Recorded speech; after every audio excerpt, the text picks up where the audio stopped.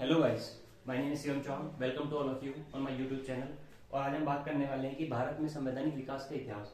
तो भारत में संवैधानिक विकास का इतिहास दो तरह से हुआ था। 1757 के रेगुलेटिंग एक्ट से लेकर 1857 की क्रांति तक ईस्ट इंडिया कंपनी के अधीन यहाँ पर शासन चलता था। उसके बाद 1858 की क्रांति 57 की क्रांति के बाद 1858 में यह ब्रिटिश क्राउन के अधीन हो गया और 1957 भारत पाकिस्तान के विभाजन तक भारत ब्रिटिश के क्राउन के अधीन ही रहा। तो सबसे पहले हम इसमें स्टार्ट करने वाले हैं 1773 का रेगुलेटिंग एक्ट।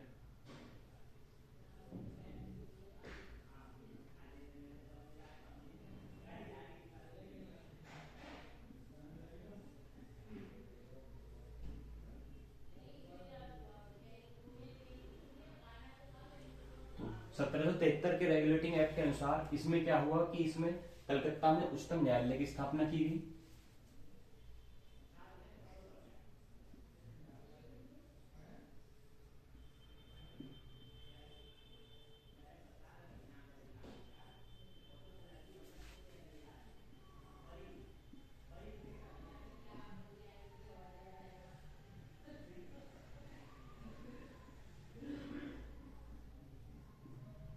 कलकत्ता में उच्चतम न्यायालय की स्थापना की गई और कलकत्ता में उच्चतम न्यायालय के मुख्य न्यायाधीश लॉर्ड इम्पे को नियुक्त किया गया, जो कि पहले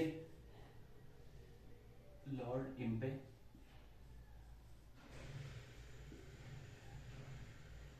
पहले मुख्य न्यायाधीश नियुक्त हुए भारत के। उसके बाद इसमें क्या हुआ कि भारत बंगाल के गवर्नर को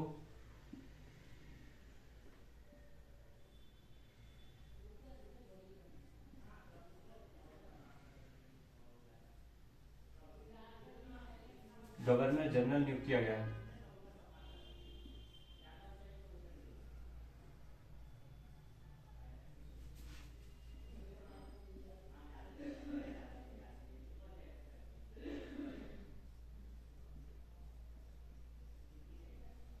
बंगाल के गवर्नर को गवर्नर जनरल नियुक्त किया गया और लॉर्ड हेस्टिंग्स बंगाल के पहले गवर्नर जनरल नियुक्त हुए। हेस्टिंग्स।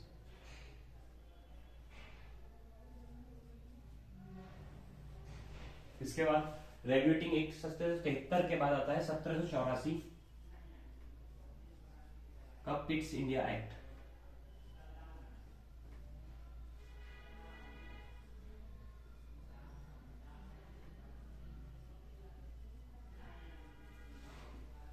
इससे आप ऐसे समझ सकते हैं कि 4 दूनी 8 इस प्रकार प्रांतों में दोहरा शासन।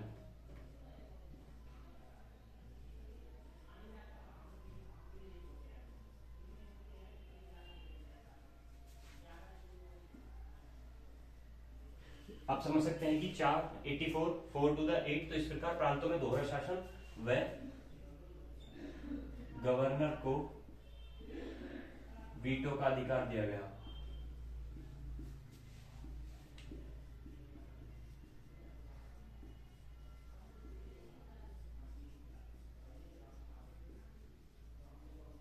ठीक है। उसके बाद हम आते हैं 1784 का पिट्स इंडिया एक्ट हो गया। उसके बाद आता है 1786 का पिट्स इंडिया एक्ट।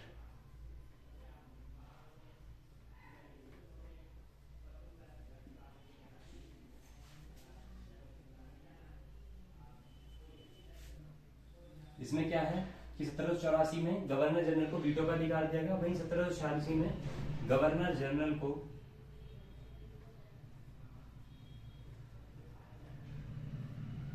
अपने परिषद के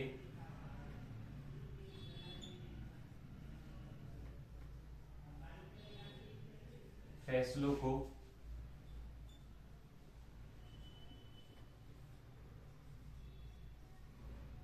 रद्द करने का अधिकार दिया गया।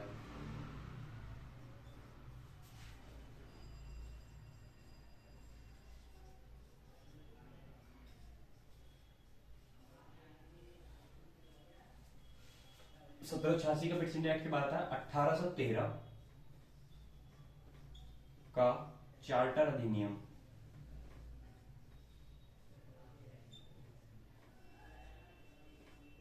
अधिनियम 1813 के चार्टर अधिनियम से आप ऐसा समझते हैं कि एक मतलब कंपनी के ईस्ट इंडिया कंपनी के एकाधिकार को समाप्त किया गया।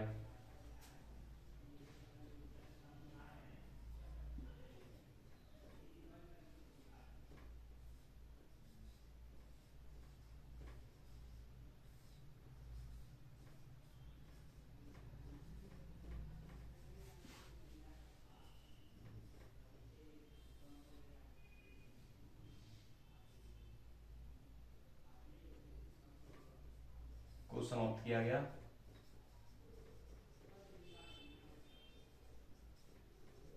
किंतु चाय व चीनी के साथ, चाय व चीन के साथ एकाधिकार को 20 वर्षों के लिए दिया गया।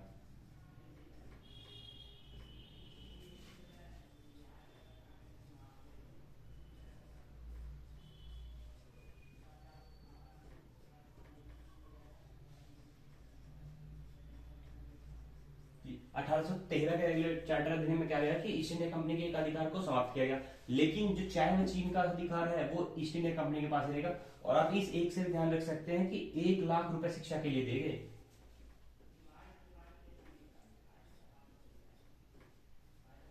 और अंग्रेजी शिक्षा के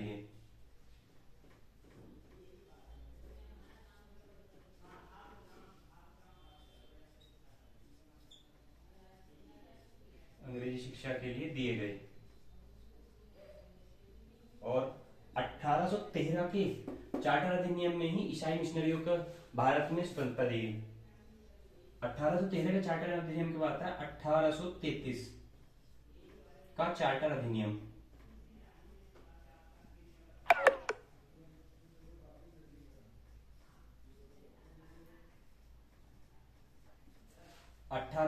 के चार्टर अधिनियम में क्या किया गया कि 3 और 3 देख रहे हैं आप समान है। इसका मतलब कि बंगाल के गवर्नर जनरल को भारत का गवर्नर जनरल बनाया गया।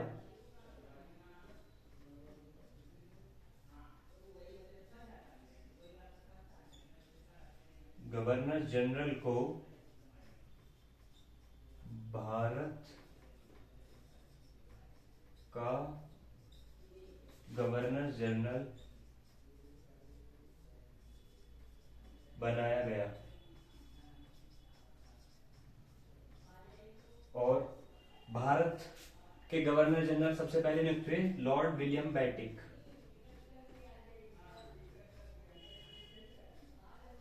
Lord William Bentinck.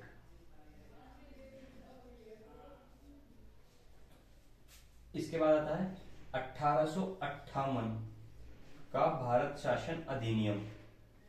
यह बहुत इंपॉर्टेंट है।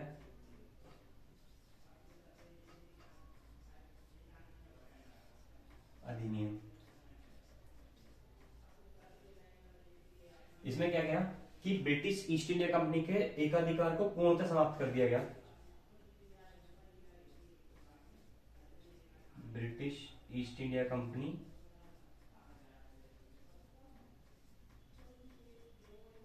को पूर्णतः समाप्त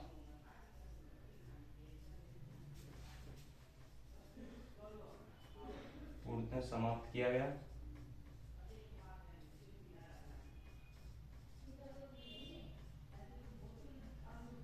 अब से जो शासन होगा वो ब्रिटिश ईस्ट इंडिया कंपनी के अधीन न होकर जो हमारे ब्रिटिश क्राउन है 1858 से उसके हिसाब से चलेगा।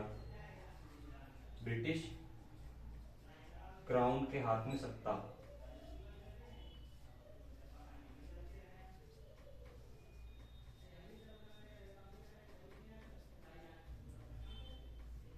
और भारत के गवर्नर जनरल जो लॉर्ड विलियम बेंटिक बने थे, इनको भारत के गवर्नर जनरल को अब कहा जाने लगा भारत के गवर्नर जनरल को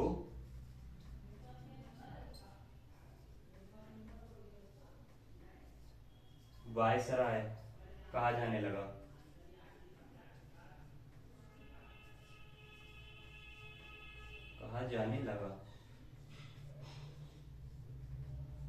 और जो भारत के प्रथम वायसराय नियुक्त थे वो हुए लॉर्ड कैनिंग।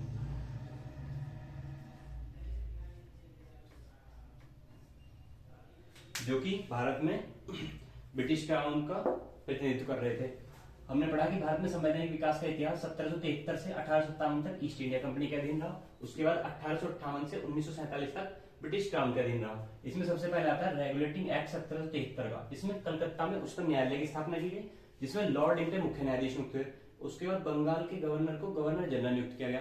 वॉरेन हेस्टिंग पहले बंगाल के गवर्नर जनरल नियुक्त हुए। उसके बाद आता है 1784 का पिट्स इंडिया एक्ट। इसमें क्या है कि प्रांतों में दोहरा शासन, आप देख सकते हैं 4 दूनी 8 1784। तो प्रांतों में दोहरा शासन, वह गवर्नर को वीटो का अधिकार दिया गया कि गवर्नर शक्तिशाली हो गया। उसके बाद क्या गया 1786, 2 साल बाद एक एक्ट आया किसमें कहा गया कि गवर्नर को वीटो का अधिकार देने के बाद उसको अपने परिषद के फैसलों को रद्द करने का भी अधिकार दिया गया। इसके बाद 1813 का चार्टर अधिनियम, ईस्ट इंडिया कंपनी के एक अधिकार को पूर्णतः समाप्त किया गया। लेकिन आप एक से ध्यान रख सकते हैं कि 20 वर्षों के लिए फिर एक अधिकार दिया गया चाय एवं चीन के साथ। और यहीं पर एक से आप याद रख सकते हैं कि एक लाख रुपए अंग्रेजी शिक्षा के लिए दिए गए। उसके बाद ईसाई मिशनरियों के लिए भी राष्ट्र जो बोले 1813 के चार्टर अधिनियम से ही है। 1833 का चार्टर अधिनियम 3-3, तो आप देख सकते हैं समान है 3 और 3। इसका मतलब है कि बंगाल के गवर्नर जनरल को भारत का गवर्नर जनरल बनाया गया। लॉर्ड विलियम बेंटिक भारत के पहले गवर्नर जनरल नियुक्त हुए। उसके बाद 1858 का भारत शासन अधिनियम।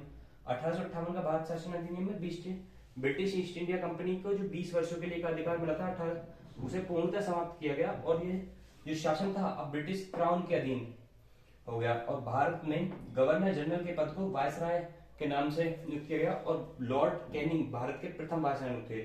और 1858 से आगे का हम भारत का संवैधानिक विकास देखेंगे अगली वीडियो में।